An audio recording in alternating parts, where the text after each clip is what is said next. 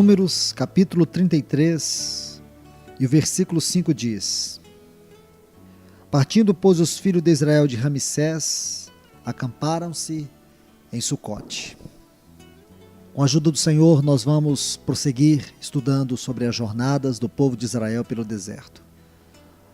Aqui nós vimos que o povo de Israel, eles saíram de Ramsés e acamparam em Sucote.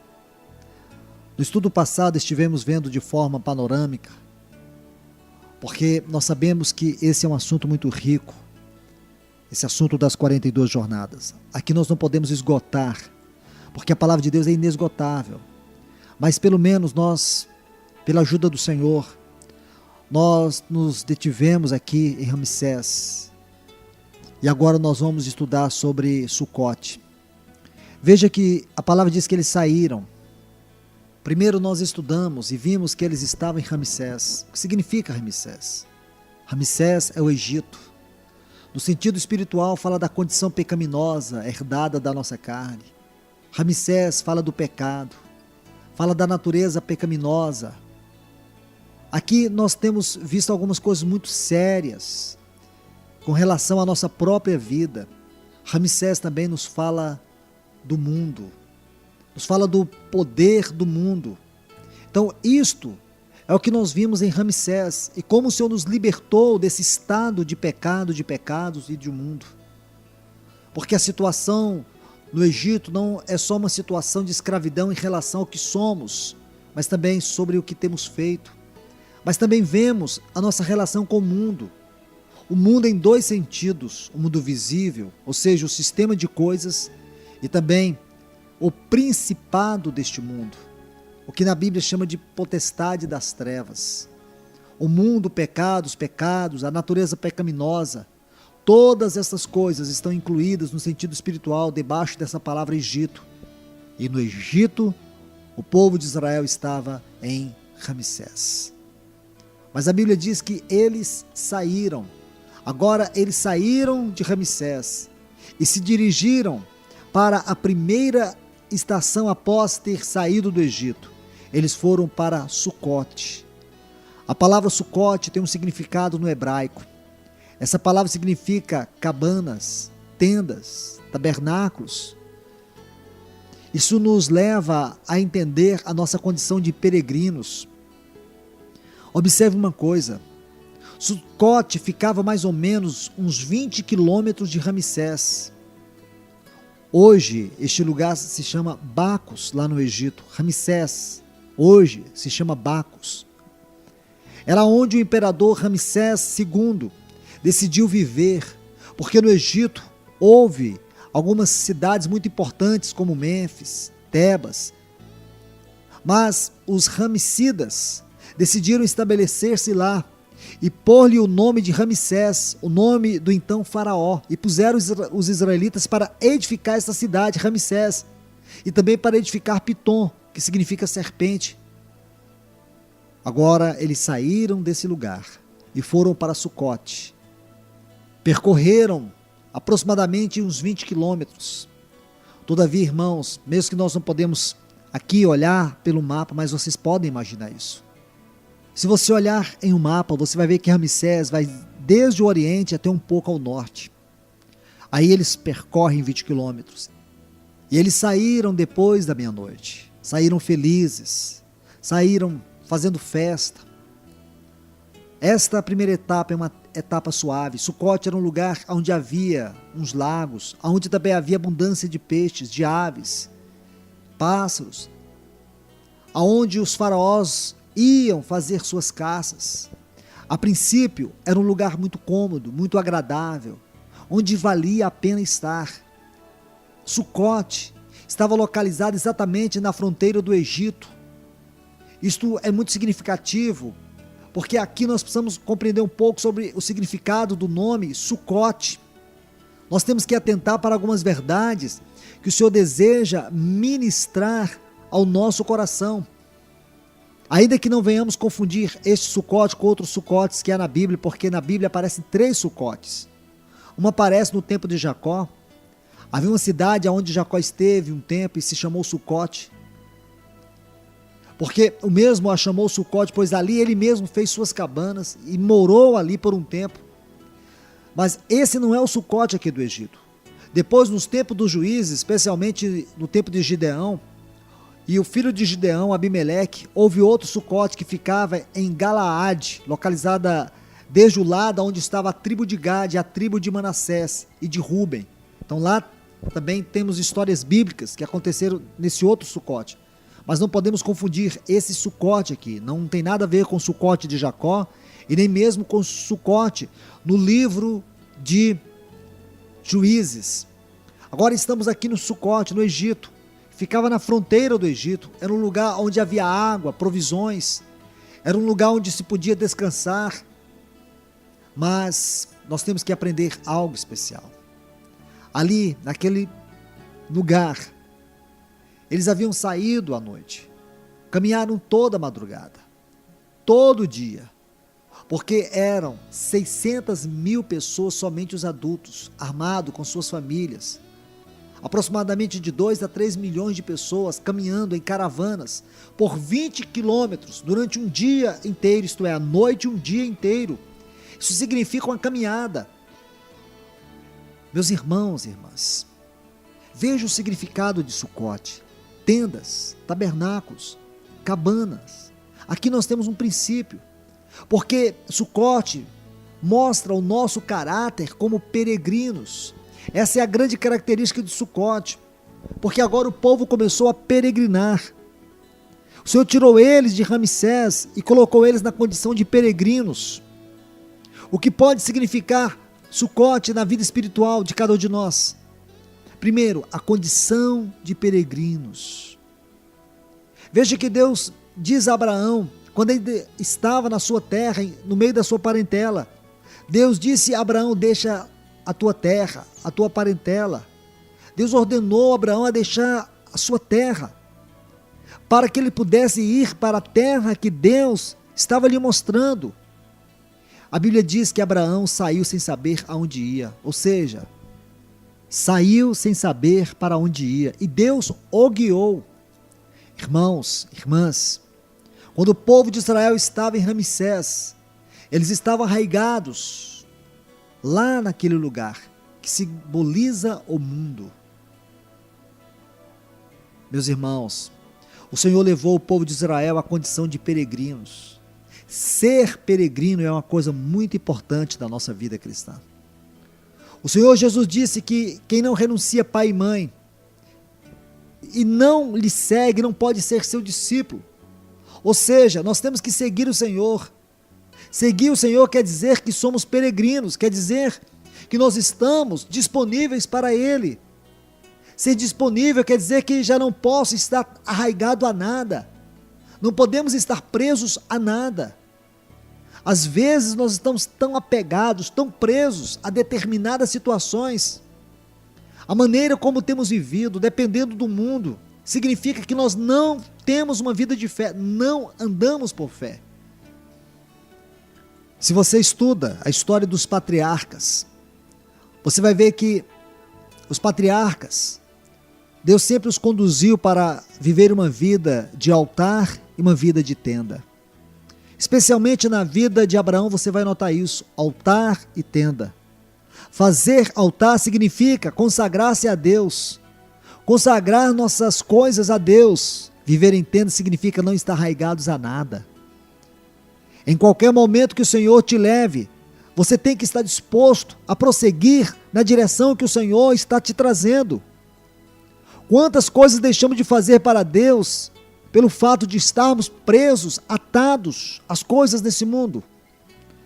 As coisas desse mundo nos mantêm atados. Amamos as coisas de tal maneira que não somos capazes de deixá-las para seguir Deus na sua vontade. Para deixar, irmãos, as coisas desse mundo, nós precisamos compreender que Deus quer que deixemos, porque nisso consiste o desejo do nosso coração, e o desejo do nosso coração nas coisas pode nos tornar idólatras. E para deixar de ser idólatra, ser adorador das coisas do mundo, é necessário aprender a fazer altar, e é preciso aprender a viver em tendas, ou seja, ser peregrino. O nosso coração aqui na terra é um coração de peregrino. Quando você estuda Sucote, você vai ver que algumas coisas específicas aconteceram ali. Vamos entender os acontecimentos de Sucote. Quando você lê cuidadosamente os capítulos 12 e 13 do livro de Êxodo, pelo menos numa parte do 13, vocês vão encontrar algumas frases chaves sobre algumas coisas. Quando você lê o contexto geral, você descobre que foi o que aconteceu em Sucote. Podemos olhar pelo menos algumas coisinhas ali. Veja, Êxodo capítulo 12 e o versículo 37 diz: Assim partiram os filhos de Israel de Ramsés para Sucote, cerca de 600.000 a pé, somente homens, sem contar mulheres e crianças. O censo está em números. Para alguns parece exagerado, mas o censo está lá, e somando daria mais ou menos 600.000 pessoas, ou seja, que aqui esses 600 é redondo, sem contar as crianças. Agora observem aqui uma frase que nos ajuda a entender um pouco esta etapa aqui em Sucote. Aqui em Sucote há todavia pessoas que acompanhavam o povo sem saber que estavam participando, sem saber a razão, sem saber o porquê que elas estavam ali. Olhe o versículo 38 aqui de Êxodo capítulo 12. Subiu também com eles um misto de gente, ovelhas, gado e muitíssimos animais. Estão vendo aí? Uma multidão que não tinha nada a ver com eles. Subiram com eles a Sucote. O que significa Sucote? Aqui nós temos a primeira etapa depois de Ramsés. Somos peregrinos. E alguns nos acompanham nas primeiras etapas, mas eles não irão prosseguir conosco. Acompanhar as coisas de coração é uma coisa, acompanhar as coisas com revelação é outra, bem diferente. Algumas pessoas podem estar conosco na vida da igreja, mas é uma questão puramente emocional, não é uma revelação que eles tiveram. Eles não tiveram uma revelação clara da vontade de Deus. Eles não têm nenhuma clareza quanto ao significado de ser igreja nesse tempo.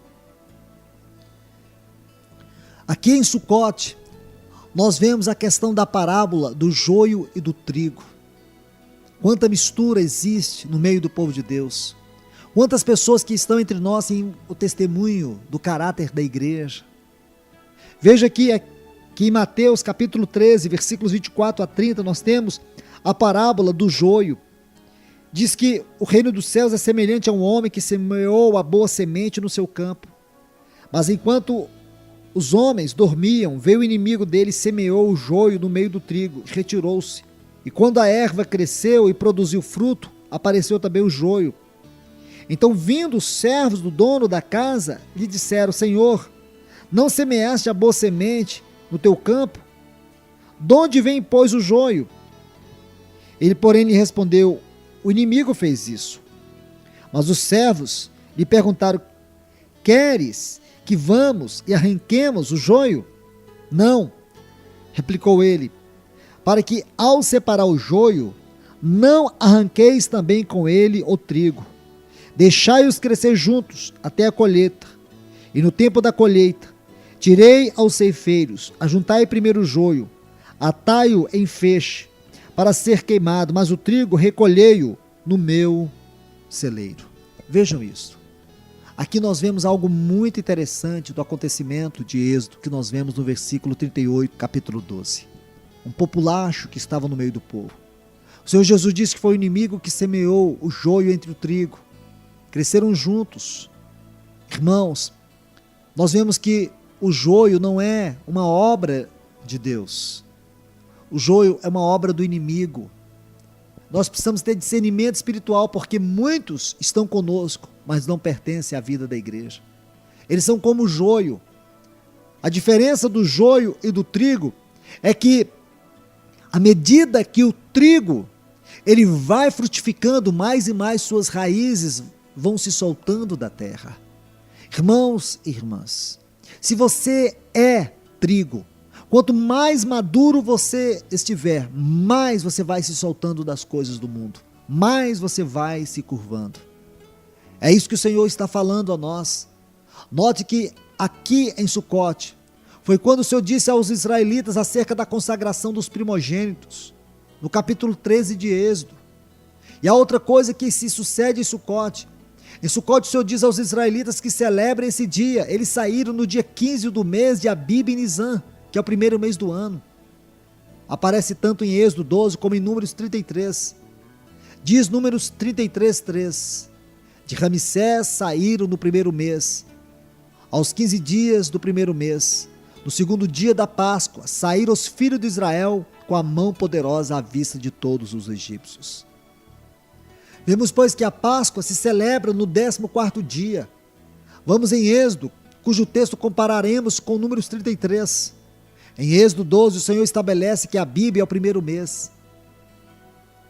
Irmãos e irmãs, aqui nós temos algo muito especial.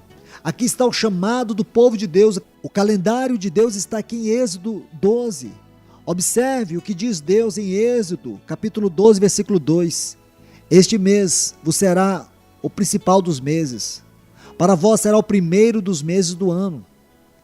Isso significa que para o povo de Deus, este será o primeiro dos meses do ano. Mas claro, nós vemos que o calendário do mundo hoje segue uma direção diferente, mas como povo de Deus, nós temos que ver que a nossa vida é contada pelo calendário de Deus. Nós não vivemos de acordo com os padrões do mundo, nós vivemos de acordo com os padrões de Deus. A nossa vida cristã começa quando? Na Páscoa. Começa quando nós nos tornamos parte da vida de Cristo. Tudo que foi feito no passado, tudo que foi vivido no passado, não interessa para Deus. Deus não contabiliza os anos de vida que nós vivemos no Egito. Deus contabiliza somente os anos de vida que nós vivemos em Cristo. Salmo 90, versículo 12 diz: ensina-nos a contar os nossos dias, para que alcancemos um coração sábio. Irmãos, irmãs, o que é a Páscoa? A Páscoa é o sacrifício do Cordeiro. Esse é o verdadeiro começo do povo de Deus. O verdadeiro começo é quando o Senhor morreu por nós, derramou o seu sangue, e nós o recebemos como nosso Salvador. Aí então nascemos de novo, é aí que a nossa história começa. O resto é passado, é trevas. Tudo isso já foi julgado lá na cruz do Calvário. Então para Deus o verdadeiro começo é com a Páscoa. É por isso que em Abib é o começo para nós. Não importa qual seja o calendário do mundo, para nós que somos o povo de Deus, a nossa vida começa na cruz de Cristo Jesus. A nossa vida começa no Calvário. Eu e você precisamos estar certos disso. Toda a nossa vida começa em Cristo. Toda a nossa vida começa com o sangue de Cristo, quando nós o recebemos como Cordeiro de Deus, como nosso Salvador. Esse é o nosso começo espiritual, é aqui que começa a nossa vida. Mas o que foi que aconteceu lá em Sucote? Eles saíram no dia 15. Na Bíblia o dia não começa às 12 da noite, mas quando se põe o sol. E essa hora se acaba o dia e começa a tarde, amanhã e o dia seguinte. Na Bíblia diz tarde e manhã. Quando o sol se põe às 6 da tarde, aqui para nós, neste hemisfério, terminou o dia e começa a tarde do dia seguinte. Agora, irmãos, eu e você precisamos estar certos disso. Precisamos estar claros quanto a isso. Porque nós estamos vivendo no tempo de Deus. Estamos vivendo a hora de Deus. Estamos vivendo dentro da esfera de Deus. Eles saíram na noite, isto é, já era tarde, viajaram durante a noite.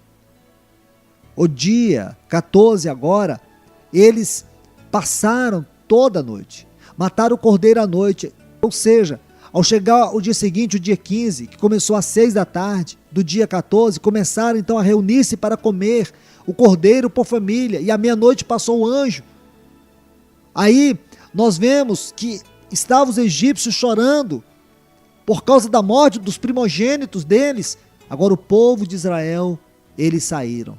Dali eles saíram de madrugada, saíram em festa, porque o cordeiro foi morto, porque agora eles podiam viver como peregrinos, debaixo do sangue do cordeiro eles podiam viver, porque eles estavam guardados no sangue do cordeiro, eles estavam sustentados pela obra do cordeiro.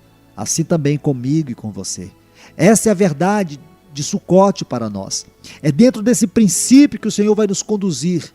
Agora o Senhor começa a abrir para nós algumas comportas da revelação da palavra aqui em Sucote. E nós vamos estudar, vamos aprender algumas riquezas de Cristo para a nossa própria edificação aqui em Sucote. Que Deus rica e poderosamente fale a todos nós.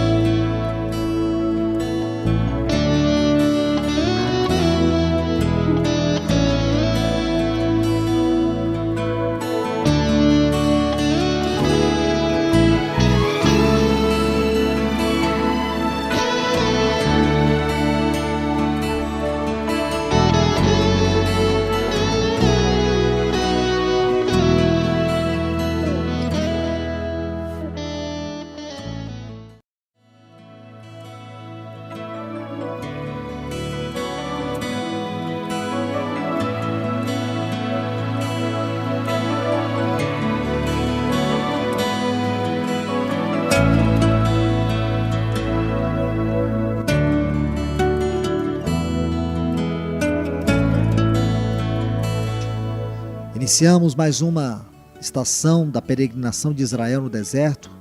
Agora nós estamos em Sucote. A Bíblia diz que de Sucote saíram os filhos de Israel que comeram a Páscoa. Mas também houve gente que saiu que não tinham a mesma experiência que eles tinham com o Cordeiro. E foi essa gente que depois chegaram a causar problemas. Por isso quero que você preste atenção aqui em Êxodo, capítulo 12, versículos 37 e 38. Assim partiram os filhos de Israel de Ramsés para Sucote, cerca de 600.000 a pé, somente de homens, sem contar mulheres e crianças. Subiu também com eles um misto de gente, ovelhas, gado, muitíssimos animais. É importante nós prestarmos atenção aqui, porque andava com eles um misto de gente que não participaram da Páscoa. Essas pessoas, significa espiritualmente falando, elas não tinham Cristo. São os religiosos que vivem no nosso meio. São aqueles que sempre estão nas primeiras etapas da caminhada cristã. Existem muitas pessoas do nosso meio que estão nessa situação. Aqui nós vemos o problema do joio. O que caracteriza esta jornada de Sucote? Primeiro, para o povo de Deus, era o começo da peregrinação. Significa que eles haviam deixado o mundo para trás. Agora começaram uma peregrinação de fé. Segundo, entre os que caminhavam, alguns não haviam participado do Cordeiro, nem do sangue, saíram porque viram os israelitas saindo debaixo das mãos poderosas de Deus. Eles viram o que Deus fez, eles estavam seguindo por causa dos milagres. Eles viram tudo aquilo e seguiram por causa dos sinais. Quantas pessoas hoje, na vida da igreja, vivem assim? A vida cristã deles se resume unicamente ao que Deus faz e nunca quem Deus é. Eles não conhecem a Deus, eles não têm uma experiência com o Senhor Jesus, eles não têm uma experiência genuína com o Espírito Santo. O livro de Judas nos dá uma explicação muito clara sobre esse tipo de gente. Aqui em Judas, o versículo 16 diz assim: os tais são murmuradores, são descontentes, andando segundo as suas paixões. A sua boca vive propalando grande arrogância. São aduladores dos outros por motivos interesseiros. É esse tipo de gente que está aqui. Judas nos dá uma visão desse tipo de gente que procura viver no meio do povo de Deus, ou seja, pessoas que não nasceram de novo, pessoas que quando eles passam por lutas e provações, eles começam a murmurar, a criticar, porque eles não têm o Espírito de Deus, que dentro deles está ensinando a verdade.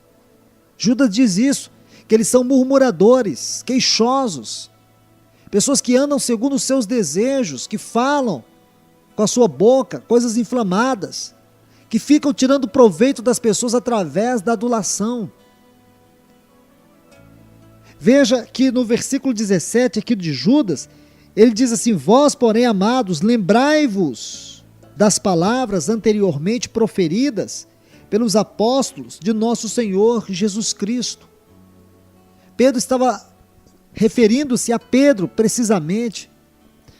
Preste atenção, quando você lê a epístola de Pedro, aqui no capítulo 2 da sua segunda epístola, e você vê os versículos 12, 13 e 14, Pedro diz assim: esses, todavia, são brutos, irracionais, naturalmente feitos para presa e destruição, falando mal daquilo que são ignorantes na sua destruição, também hão de ser destruídos, recebendo injustiça por salário da injustiça que praticam, considerando como prazer a sua luxúria carnal em pleno dia, quais nódoas e deformidades eles se regalam nas suas próprias mistificações, enquanto banqueteiam junto convosco, tendo olhos cheios de adultério, insaciáveis no pecado, engodando almas inconstantes,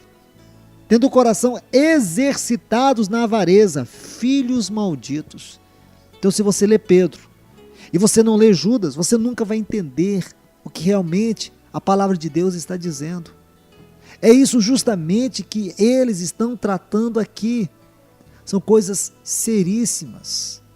Esses causam divisões, eles são sensuais, eles não têm o espírito. Essa é a explicação. Irmãos e irmãs, é isso que nós vemos em Mateus 13 acerca do joio e do trigo. Quando o trigo é novo, isto é, quando acaba apenas de brotar ou de sair, não se diferencia muito do joio. E se você arranca o joio, pode arrancar o trigo também, porque não se nota a diferença. Mas à medida que vai progredindo, vai caminhando, aí começa a ver o que acontece com aqueles que saíram. Se realmente eles estavam debaixo do sangue do Cordeiro, se realmente eles haviam partilhado da carne do Cordeiro. Irmãos, irmãs, a nossa vida, ela começa em Cristo, está em Cristo. Há pessoas que estão conosco, mas não estão debaixo do sangue, que não têm a Cristo, que não têm o Espírito Santo, mas que estão entre os cristãos, sem contudo ser eles mesmos cristãos. É isso que aconteceu em Sucote.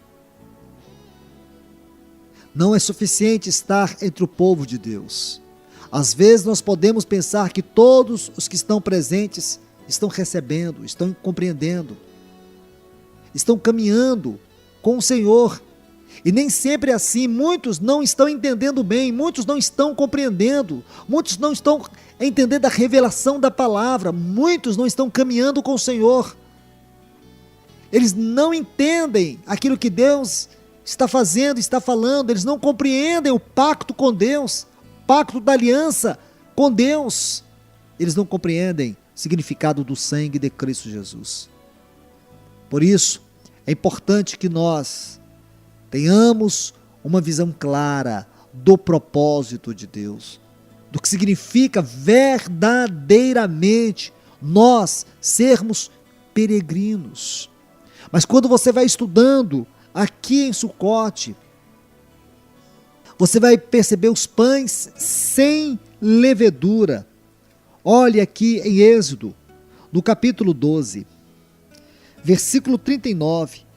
E cozeram pães asmos da massa que levaram do Egito, pois não se tinha levedado, porque foram lançados fora do Egito, não puderam deter-se, e não haviam preparado para si provisões. Esta é uma lição que temos que aprender aqui em Sucote. Em Sucote, Deus disse que eles deveriam consagrar a Ele todo o primogênito, que festa continuava depois da festa da Páscoa. Também a Páscoa se chama a festa dos asmos, ou seja, dos pães sem levedura. Isso quer dizer que a pessoa que recebe a Cristo é uma pessoa que muda de vida, sua alimentação começa a ser sem levedura. Veja o que Paulo diz aos irmãos em Coríntios, em 1 Coríntios capítulo 5, versículos 7 e 8. Lançai fora o velho fermento, para que sejais nova a massa, como sois de fato, sem fermento, pois também Cristo, nosso Cordeiro Pascal, foi imolado. Por isso celebremos a festa, não com o velho fermento, nem com o fermento da maldade e da malícia, e sim com os asmos da sinceridade e da verdade. Levedura foi o que comeram os israelitas em Sucote, porque ele diz isso aqui nos versículos 37 a 39. Veja que o texto diz: do Egito, pois, não se tinha levedado, porque foram lançados fora do Egito, não puderam deter-se, e não havia preparado para si provisões. Amados, agora eles não estão no Egito, agora estão em Sucote. Essa era a comida em Sucote, pães sem levedura, pães asmos. Por isso, foi que quando o Senhor estabeleceu a festa da Páscoa, disse: depois da festa da Páscoa, durante 7 dias comerão pães asmos. Porque quando eles saíram do Egito, o Senhor os colocou para poder comer pães asmos. Isso quer dizer que estamos no mundo e debaixo do pecado, e o Senhor nos perdoa, e nos liberta, e nos tira.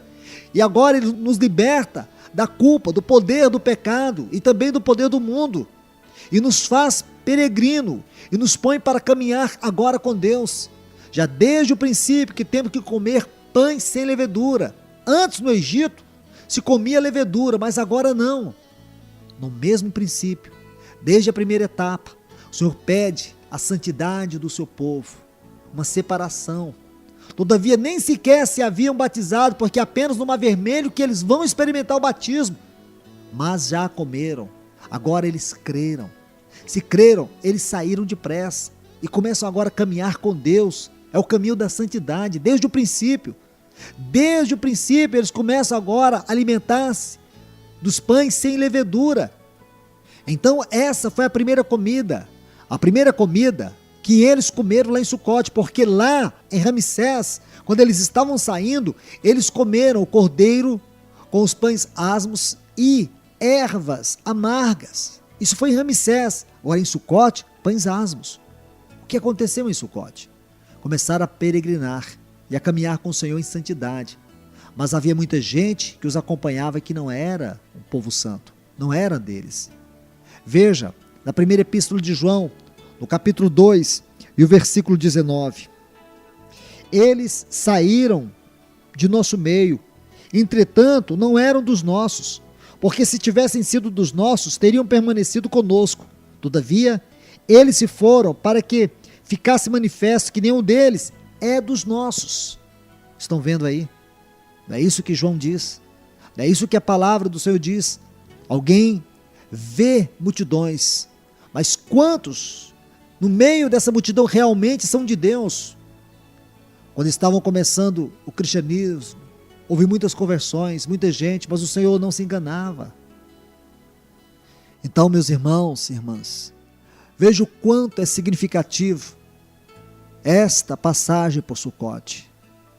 Em Sucote havia pães sem levedura. Isso fala de consagração. Aqui também houve a consagração dos primogênitos. Aqui nós vemos o Senhor estabelecendo princípios para o seu povo. Agora eles são forasteiros, estrangeiros, peregrinos. Eles tinham que mostrar que eles tinham um pacto com Deus, o Deus de Abraão. Isso nos mostra que o nosso caminhar é um caminhar diferente. O nosso viver tem que ser correspondente a essas verdades, a esta palavra. Se nós não entendemos o significado da nossa vida cristã, então o que é a vida cristã para você? O que é esse caminhar espiritual? que significa agora estar em Sucote, viver uma vida de altar, viver uma vida de tenda, viver uma vida confiado unicamente em Deus. Se nós não entendemos isso, se nós não compreendemos que agora somos um povo santo, um povo separado, como diz Paulo, lançai fora o velho fermento, todas aquelas coisas do mundo que permeavam o nosso ser, tudo aquilo que nos controlava, nos dominava, agora tem que ser lançado fora. Ele diz, para que sejais nova massa, como sois de fato, sem fermento. Irmãos, irmãs, nós precisamos ser claros quanto à nossa vida cristã, quanto ao nosso posicionamento cristão. Nós somos peregrinos, nós andamos nessa terra e temos que entender que nessa terra nossa vida é de peregrinos. Nós temos que olhar para frente, para a Nova Jerusalém, temos que ter o nosso coração na Nova Jerusalém, no porvir, naquilo que nos aguarda. Não podemos ficar presos, não podemos ficar amalgamados com esse mundo. Nós temos que ter um viver livre, um viver em santidade, um viver puro, um viver que corresponde ao caráter de Deus, um viver que está de acordo com a vontade de Deus, um viver que toca profundamente o caráter de Deus, o Evangelho de Cristo. Que Deus, poderosamente, venha falar ao seu coração, venha levar você a compreender a grande importância de você ter um andar conforme a palavra de Deus, um andar de acordo com a palavra de Deus. São essas as lições que nós aprendemos em Sucote.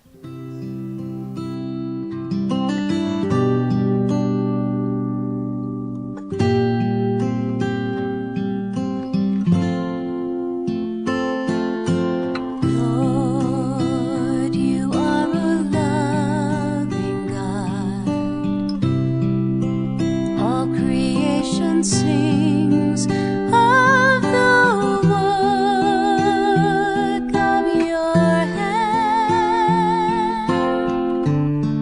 It sings of your glory.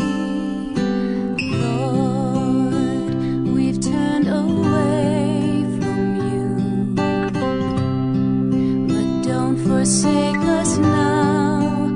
We are torn.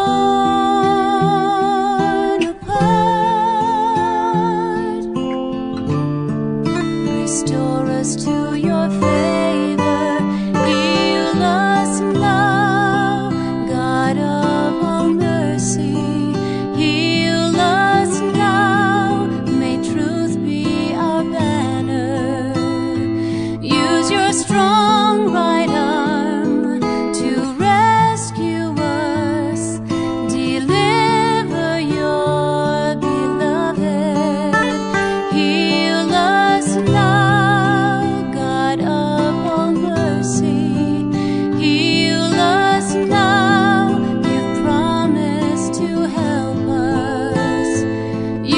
Strong right arm to rescue us, and we will shout in triumph of your power. Pai, em nome de Jesus, obrigado pelo privilégio da Tua Palavra. Obrigado porque o nosso viver é Cristo, nosso andar é Cristo. A nossa vida nesse mundo é de acordo com o padrão da vida de Cristo.